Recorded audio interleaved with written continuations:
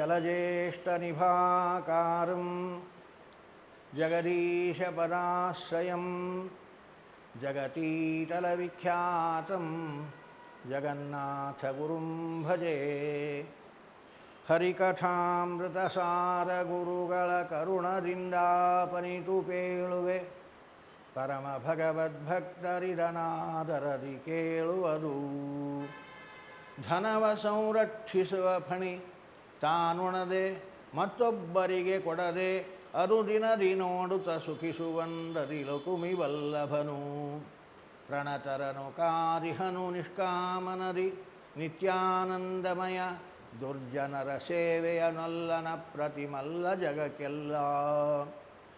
ಕರುಣಾಸಂಧಿಯ 13ನೇ ಪದ್ಯದ ಚಿಂತನೆಯನ್ನು ಪ್ರಾರಂಭ ಮಾಡ್ತಾ ಇದ್ದೇವೆ. ಸುಮಾರು 11 ದಿನಗಳ ಕಾಲ 12ನೇ ಪದ್ಯ ಚಿಂತನೆ ಮಾಡಿದ್ದನ್ನು ನೋಡಿ ಮುಗಿಸ್ತಾರೋ ಇಲ್ಲ ಪದ್ಯ ಅಂತ ನೀವು ಅಂದುಕೊಂಡಿರ್ಬೋದ್ರೇನೋ.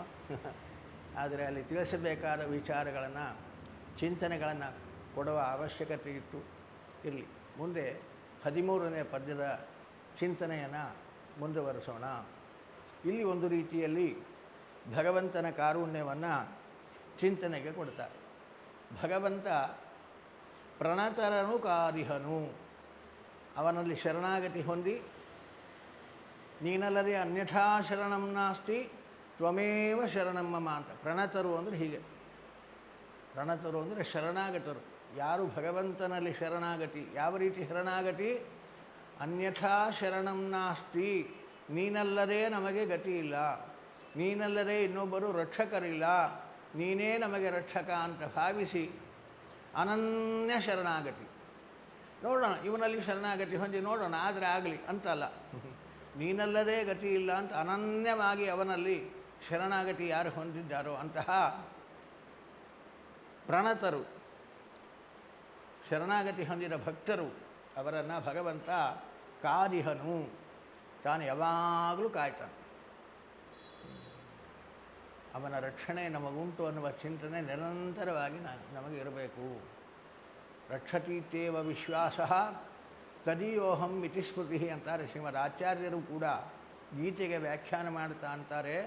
ಉಪಾಸಕನ ಸಾಧಕನ ಚಿಂತನೆ ಯಾವಾಗಲೂ ಹೇಗಿರಬೇಕು ಅಂದರೆ ರಕ್ಷತೀತ್ಯೇವ ವಿಶ್ವಾಸ, ಭಗವಂತ ನನ್ನನ್ನು ರಕ್ಷಣೆ ಮಾಡಿಯೇ ಮಾಡ್ತಾನೆ ಎನ್ನುವ ವಿಶ್ವಾಸ ಇರಬೇಕು. ಮಾಡಿದರೆ ಮಾಡಲಿ, ಶರಣಾಗತಿ ಹೊಂದೋಣ ಅಂತ ಸಂಶಯದಿಂದ ಮಾಡೋದಲ್ಲ, ಸಂಶಯದಿಂದ ಶರಣಾಗತಿ ಹೊಂದೋದಲ್ಲ. ನೋಡೋಣ, ಕಲ್ಲು ಒಗೆಯೋದು ಒಗೆಯೋಣ, ಕಾಯಿ ಬಿದ್ದರೆ ಬೀಳಿ ಅಂತ ಗಿಡಕ್ಕೆ ಕಲ್ಲು ಒಗೆದಂತೆ ಅಲ್ಲ. ಭಗವಂತನಲ್ಲಿ ತಾವು ಶರಣಾಗತಿ ಭಕ್ತಿಯಿಂದ, ಭಗವಂತ ನನ್ನನ್ನು ರಕ್ಷಣೆ ಮಾಡಿಯೇ ಮಾಡ್ತಾನೆ. ತದೀಯೋಹಂ, ಯಾಕೆ? ನಾನು ಅವನ ಸಂಬಂಧಿ, ನಾನು ಅವನ ಸೃಷ್ಟಿಯಲ್ಲಿ ಬಂದಿದ್ದೇನೆ. ಯಾರು ಅವನ ಸೃಷ್ಟಿ ಮಾಡಿದ್ದಾನೋ ಅವರನ್ನು ರಕ್ಷಣೆ ಮಾಡುವ ಜವಾಬ್ದಾರಿಯು ಅವನದ್ದಾಗಿದೆ. ರಕ್ಷಣೆ ಮಾಡಿಯೇ ಮಾಡ್ತಾನೆ. ಅನಂತ ಚೇತನರನ್ನು ರಕ್ಷಣೆ ಮಾಡುವ ಭಗವಂತನಿಗೆ ನಾನೊಬ್ಬ ಭಾರ ಆಗ್ತೇನಾ?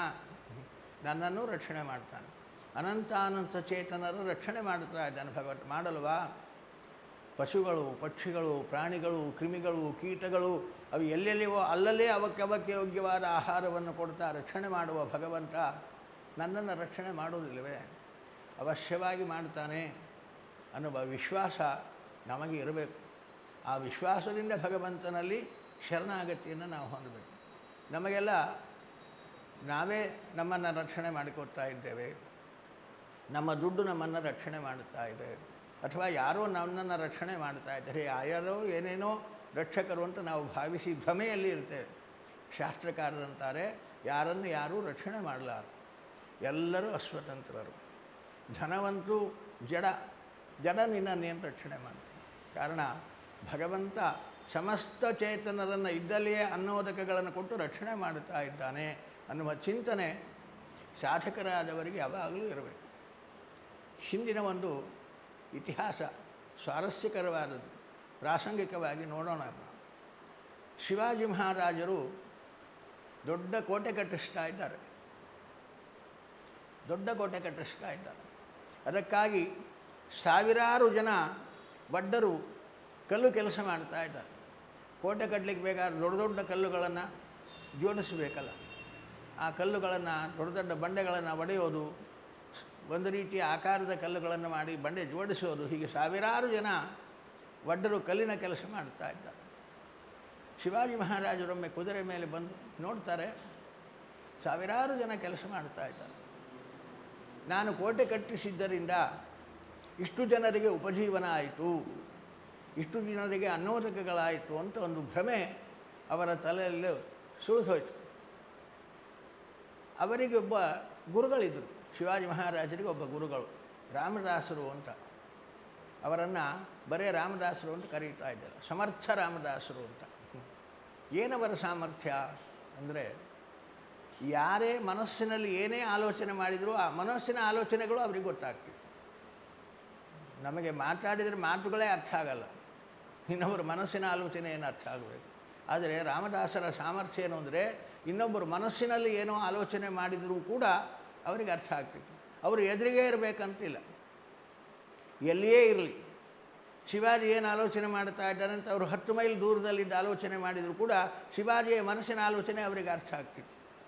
ಇಂತಹ ಒಂದು ವಿಚಿತ್ರವಾಗಿರತಕ್ಕಂತಹ ಸಾಮರ್ಥ್ಯ ಆ ರಾಮದಾಸರಿಗಿತ್ತು. ಯಾವಾಗ ಶಿವಾಜಿ ಈ ಗುಡ್ಡದ ತುದಿಯಲ್ಲಿ ನಿಂತು ಸಾವಿರಾರು ಜನ ಒಡ್ಡರು ಕೆಲಸ ಮಾಡೋದನ್ನು ನೋಡಿ, ನಾನು ಕೋಟೆ ಕಟ್ಟಿಸುವುದರಿಂದ ಇವರಿಗೆಲ್ಲ ಅನ್ನೋದಕ್ಕೆ ಆಸೆ ಆಯಿತು ಅಂತ ಆಲೋಚನೆ ಮಾಡಿದನೋ, ಎಲ್ಲಿಯೋ ಅರಣ್ಯದಲ್ಲಿ ತಪಸ್ಸು ಮಾಡ್ತಾ ಕುಳಿತಿರ್ತಕ್ಕಂತಹ ರಾಮದಾಸರಿಗೆ ಇದು ಗೊತ್ತಾಯಿತು. ಅವರ ಯೋಗ ಸಾಮರ್ಥ್ಯ ಎಂಥದ್ದು ಅಂದರೆ, ತಕ್ಷಣ ಶಿವಾಜಿಯ ಮುಂದೆ ಪ್ರತ್ಯಕ್ಷ ಆದರು. ಎಲ್ಲಿಯೋ ಇದ್ದ ರಾಮದಾಸರು ಅವನ ಈ ಆಲೋಚನೆಯನ್ನು ತಿಳಿದು ತಕ್ಷಣ ಶಿವಾಜಿಯ ಮುಂದೆ ಪ್ರತ್ಯಕ್ಷ ಆದರು. ಗುರುಭಕ್ತಿ, ಅಪಾರವಾದ ಗುರುಭಕ್ತಿ ಶಿವಾಜಿ ಮಹಾರಾಜರಲ್ಲಿ. ರಾಮದಾಸರಿಗೆ ಸಾಷ್ಟಾಂಗ ನಮಸ್ಕಾರ ಮಾಡ, ಹೇಳಿ ಕಳಿಸಿದರೆ ನಾನು ಬರ್ತಿದ್ದೀನಲ್ಲ, ಈ ಗುಡ್ಡ ತುದಿಗೆ ನಿಮ್ಮದೇನು ಕೆಲಸ, ಯಾಕೆ ಬಂದ್ರಿ, ಏನು ಕಥೆ, ನನ್ನಿಂದ ಏನಾದರೂ ಅಪರಾಧ ಆಯಿತಾ ಕೇಳಿಕೊಂಡ. ರಾಮದಾಸರಂದರು, ಏನಿಲ್ಲ, ಸ್ವಲ್ಪ ನನ್ನ ಜೊತೆ ಈ ಗುಡ್ಡ ಹತ್ತಿ ಬಾ ಅಂತ ಆ ಪರ್ವತವನ್ನು, ಕಲ್ಲು ಗುಡ್ಡವನ್ನು ತಾವು ಹಚ್ಚುತ್ತಾ ಹೊರಟ್ಬಿಟ್ರು. ಭರ ಭರ ಭರ ಭರ ಹಚ್ಚುತ್ತಾ ಹೊರಟ್ಬಿಟ್ರು. ಶಿವಾಜಿ ಮಹಾರಾಜರು ಕೂಡ ತಕ್ಷಣ ಅವರನ್ನು ಬೆನ್ನು ಹತ್ತಿ ಆ ಗುಡ್ಡವನ್ನು ಹತ್ತಿ ಹೋದ. ಆ ಬೆಟ್ಟದ ತುದಿಗೆ ದೊಡ್ಡ ಕೋಡಗಲ್ಲಿತ್ತು. ಶಿವಾಜಿ ಮಹಾರಾಜರಿಗೆ ರಾಮದಾಸರಂದರು, ಅವರೆಲ್ಲ ಕಲ್ಲು ಕೆಲಸ ಮಾಡ್ತಾ ಇದ್ದಾರಲ್ಲ, ಅವರನ್ನು ಕರೆದು ಮೊದಲು ಈ ದೊಡ್ಡ ಬಂಡೆಗಲ್ಲನ್ನು ಒಡಿಸು, ಆಮೇಲೆ ಮುಂದಿನ ಕೆಲಸ ಮಾಡಿಸು.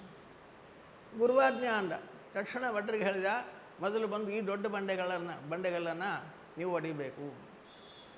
ಕ್ಷಣ ಸುತ್ತಿಗೆ ತೊಗೊಂಬಂದರು. ಆ ದೊಡ್ಡ ಬಂಡೆಗಳನ್ನು ಒಡಿಲಿಕ್ಕೆ ಪ್ರಾರಂಭ ಮಾಡಿದರು. ಅರ್ಧ ಬಂಡೆಗಲ್ಲು ಒಡೆದಿದ್ರು, ಸಾಕಂತ ಹೇಳೋದು. ಸಾಕು ಅಂದರು, ನಿಲ್ಲಿಸಿದರು.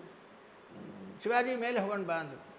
ಆ ಬಂಡೆಕಲ್ಲಿನ ಮೇಲೆ ಕರ್ಕೊಂಡು ಹೋದರೆ ಆ ಬಂಡೆಕಲ್ಲಿನ ಮಧ್ಯದಲ್ಲಿ ಒಂದು ಸಣ್ಣ ತೆಗ್ಗು, ಆ ಕಲ್ಲಿನ ಮಧ್ಯದಲ್ಲಿ ಒಂದು ಸಣ್ಣ ತೆಗ್ಗು, ಆ ತೆಗ್ಗಿನಲ್ಲಿ ನೀರು, ಆ ನೀರಿನೆಲ್ಲರೂ ಕಪ್ಪೆ ಮರಿ. ಅದನ್ನು ತೋರಿಸ್ತಾರೆ ರಾಮದಾಸರು.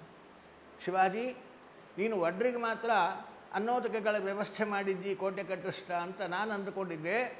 ಇಷ್ಟು ದೊಡ್ಡ ಬಂಡೆಕಲ್ಲಿನ ಮಧ್ಯದಲ್ಲಿರುವ ಈ ಕಪ್ಪೆಗೂ ಕೂಡ ನೀರಿಟ್ಟು ಅದಕ್ಕೆ ಅನ್ನೋದಕಗಳನ್ನು ಒದಗಿಸಿದ್ದಿ ಅನ್ನೋದು ನಿನ್ನ ಚಮತ್ಕಾರ, ನನಗಿದು ಅರ್ಥ ಆಗಿರಲಿಲ್ಲ ಅಂದರು. ಶಿವಾಜಿ ಮಹಾರಾಜರಿಗೆ ಕಪಾಳ ಹೊಡೆದಾಯಿತು. ಈ ಬಂಡೆಗಲ್ಲಿನ ಮಧ್ಯದಲ್ಲಿರುವ ಕಪ್ಪೆ ಮರಿಗೆ ಅಲ್ಲಿ ನೀರು ಸೃಷ್ಟಿ ಮಾಡಿಕೊಟ್ಟು ಅದಕ್ಕೆ ಆಶ್ರಯ ಕೊಟ್ಟವರು ಯಾರು? ಸಾಕ್ಷಾತ್ ಭಗವಂತ ಜಗದೊಡೆಯ. ಯಾವುದೋ ಬಂಡೆಕಲ್ಲಿನ ಮಧ್ಯದಲ್ಲಿ ನೀರು ಸೃಷ್ಟಿ ಮಾಡಿ ಅಲ್ಲಿರುವ ಕಪ್ಪೆಗೆ ನೀರು ಒದಗಿಸಿದ ಭಗವಂತ ಈ ಒಡ್ರಿಗೆಲ್ಲ ಅನ್ನೋದಕಗಳನ್ನು ಕೊಡ್ತಾ ಇದ್ದ. ನಾನು ಕೊಡ್ತೇನೆ ಅನ್ನುವ ಭ್ರಮೆ ನನಗೆ ಬಂತಾದ್ದರಿಂದ ನನ್ನ ಭ್ರಮ ನಿರಸನಕ್ಕೆ ನನ್ನ ಗುರುಗಳು ಇಂತಹ ಚಾಟಿ ಏಟು ಕೊಟ್ಟರು ಅಂತ ಭ್ರಮಿಸಿ ತನ್ನ ಭ್ರಮೆಯನ್ನು ಕಳ್ಕೊಂಡ್ರು.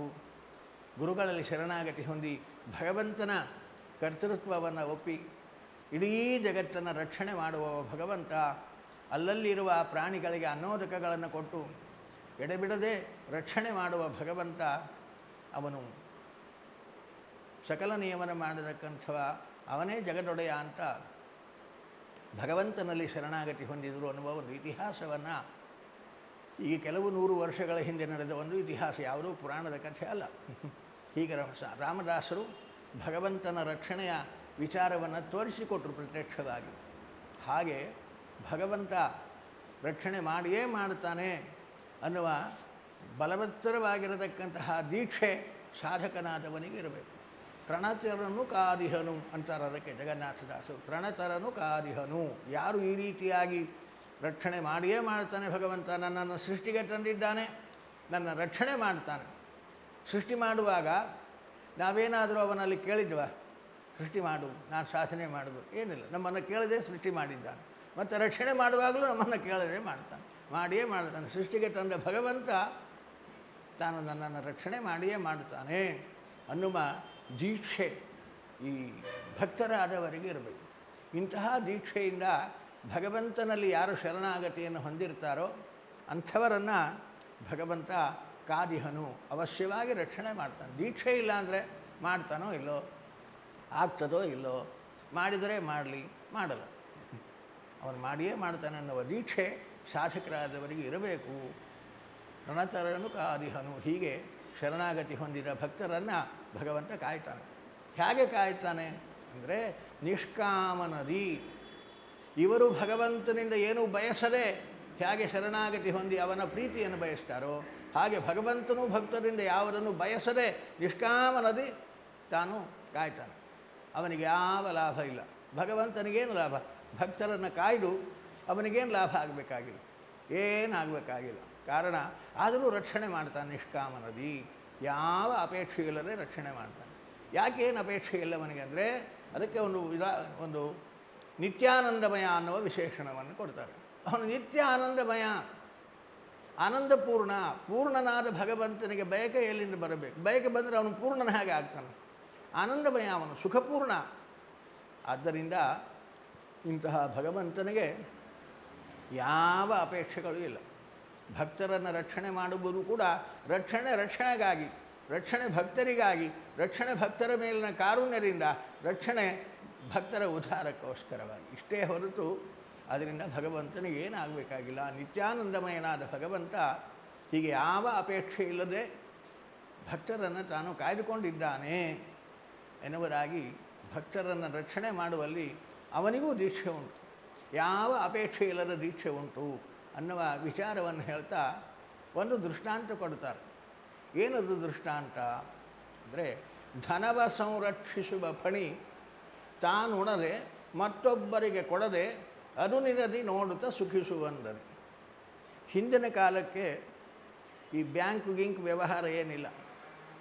ದುಡ್ಡನ್ನು ಮಡಕೆಯಲ್ಲಿಯೋ ಪಾತ್ರೆಯಲ್ಲಿಯೋ ಹಾಕಿ ಭೂಮಿಯಲ್ಲಿ ಹುಗಿದಿಡೋದು. ಎಲ್ಲಿ ನಿಧಿಯನ್ನು ಕೊಪ್ಪರಿಗೆಯಲ್ಲಿ ಹಾಕಿ ನಿಧಿ, ಅಪಾರವಾದ ಸಂಪತ್ತನ್ನು ಭೂಮಿಯಲ್ಲಿ ಹುಗಿದಿಡ್ತಾ ಇದ್ದರು. ಎಲ್ಲಿ ನಿಧಿ ಇರ್ತದೋ ಅಲ್ಲಿ ಸರ್ಪಗಳ ಕಾವಲು ಉಂಟು ಅನ್ನೋದು ಪ್ರಾಚೀನ ಕಾಲದಿಂದ ಒಂದು ವಿಶ್ವಾಸದ ಮಾತು. ಆ ನಿಧಿಯನ್ನು ಸರ್ಪಗಾವಲು ಅಂತಾರೆ ನೋಡಿ. ಸರ್ಪಗಳು ಕಾಯ್ತಾ ಇರ್ತವೆ ಯಾವಾಗಲೂ ಕೂಡ. ಆ ಸರ್ಪಗಾವಲಿನಲ್ಲಿ ನಿಧಿ ಇರ್ತದೆ.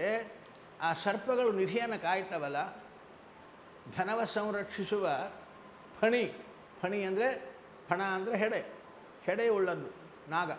ಆ ಸರ್ಪಗಳು, ನಾಗಗಳು ಕಾಯ್ತಾ ಇರ್ತವಲ್ಲ ಆ ನಿಧಿಯನ್ನು, ಕೊಪ್ಪರಿಗೆಯನ್ನು. ಆ ಕೊಪ್ಪರಿಗೆಯನ್ನು ಕಾಯುವುದರಿಂದ ಅದಕ್ಕೇನು ಲಾಭ? ತಾನು ಉಣದೆ ಆ ಅಪಾರವಾದ ದ್ರವ್ಯ ಉಂಟು, ಅದಕ್ಕೇನು ಲಾಭ ಇಲ್ಲ. ಅದೇನಾದ್ರು ತಿನ್ಲಿಕ್ಕೆ ಬರಲ್ಲ, ಅದನ್ನ ಹೋಗಿ ಮಾರಾಟ ಮಾಡಲ್ಲ. ಕಾಯೋದೇ ಒಂದು ಕೆಲಸ ಅದಕ್ಕೆ. ಫಣಿ ತಾನು ಉಣದೆ, ಹಾಗಂತ ನನಗೆ ಉಪಯೋಗ ಇಲ್ಲ ಅಂತ ಇನ್ನೊಬ್ಬರಿಗೆ ಕೊಡ್ತಾರೋ, ಮತ್ತೊಬ್ಬರಿಗೆ ಕೊಡದೆ. ಯಾರು ಅದಕ್ಕೆ ನಿಜವಾದ ಅಧಿಕಾರಿಗಳೋ ಅವರಿಗೇ ಅದು ಸಿಗಬೇಕು. ಆ ವಿಲ್ ಪವರ್ನಿಂದ ಅದನ್ನು ಮುಚ್ಚಿಟ್ಟಿರ್ತಿದ್ರು. ಆ ವ್ಯಕ್ತಿ ಬರುವವರೆಗೆ ಅದು ಕಾಯ್ತಾ ಇತ್ತು. ಆ ವ್ಯಕ್ತಿ ಬರುವಾಗ ಅದು ಅವರಿಗೆ ತೊಂದರೆ ಮಾಡ್ತಾ ಇರಲಿ, ಅವ್ರಿಗೆ ಮುಟ್ಟಿಸ್ತಾವೆ ನಾಗಗಳು ಅಂತಕ್ಕಂಥ ಒಂದು ವಿಶ್ವಾಸ ಪ್ರಾಚೀನ ಕಾಲದ್ದು. ಹಾಗೆ ತಾನು ಉಣದೆ ಅಯೋಗ್ಯರಾದ ಇನ್ನೊಬ್ಬರಿಗೆ ಅದನ್ನು ಕೊಡದೆ ರಕ್ಷಣೆ ಮಾಡ್ತಾವೆ. ಮತ್ತೊಬ್ಬರಿಗೆ ಕೊಡದೆ ಅನುದಿನದಿ ನೋಡ್ತಾ ಅದನ್ನು ನೋಡ್ಕೋದೆ ಅದನ್ನು ರಕ್ಷಣೆ ಮಾಡೋದೇ ಒಂದು ಆನಂದ ಅದಕ್ಕೆ. ಆ ಸರ್ಪಗಳಿಗೆ ಅದಕ್ಕೇನದು ಲಾಭ? ಕಾಯೋದ್ರಿಂದ. ನೀನು ಇಷ್ಟು ವರ್ಷ ಕಾದಿದ್ದೀಪ, ನಿನಗೊಂದು ಆಭರಣ ತಗೋ ಅಂತ ಯಾರಾದರೂ ಕೊಡ್ಲಿಕ್ಕೆ ಉಂಟ? ಕೊಟ್ಟರೆ ಅದು ತೊಗೊಳ್ಲಿಕ್ಕೆ ಉಂಟ? ಏನಿಲ್ಲ. ಕಾಯೋದೇ ಒಂದು ಕೆಲಸ, ಕಾಯೋದೇ ಒಂದು ಆನಂದ. ಯಾವ ಅಪೇಕ್ಷೆ ಇಲ್ಲದೆ ಸರ್ಪಗಳು ನಿಧಿಯನ್ನು ಕಾದಂತೆ ಭಕ್ತರನ್ನು ನಿಧಿಯಂತೆ ಭಗವಂತ ಸಂರಕ್ಷಣೆ ಮಾಡ್ತಾನೆ. ಏನು ಅಪೇಕ್ಷೆ ಇಲ್ಲದೆ ಅವರನ್ನು ರಕ್ಷಣೆ ಮಾಡ್ತಾನೆ ಅನ್ನುವುದಾಗಿ ಈ ಒಂದು ಸತ್ಯ ವಿಚಾರವನ್ನು ತಿಳಿಸುವುದರ ಜೊತೆಯಲ್ಲಿ ಭಗವಂತನ ಇನ್ನೊಂದು ಗುಣವನ್ನು ಅವರು ಹೇಳ್ತಾರೆ. ದುರ್ಜನರ ಸೇವೆಯನ್ನಲ್ಲ ಅಪ್ರತಿಮಲ್ಲ ಜಗಕ್ಕೆಲ್ಲ ಅಂತ. ಅದೇನು ದುರ್ಜನರ ಸೇವೆ, ಅವನ್ಯಾಕೆ ಅದನ್ನು ವಲ್ಲ ಅನ್ನುವ ವಿಚಾರವನ್ನು ನಾಳಿನ ಚಿಂತನೆಯಲ್ಲಿ ಮುಂದುವರಿಸೋಣ. ಮಧ್ವೇಶಾರ್ಪಣಮಸ್ತು.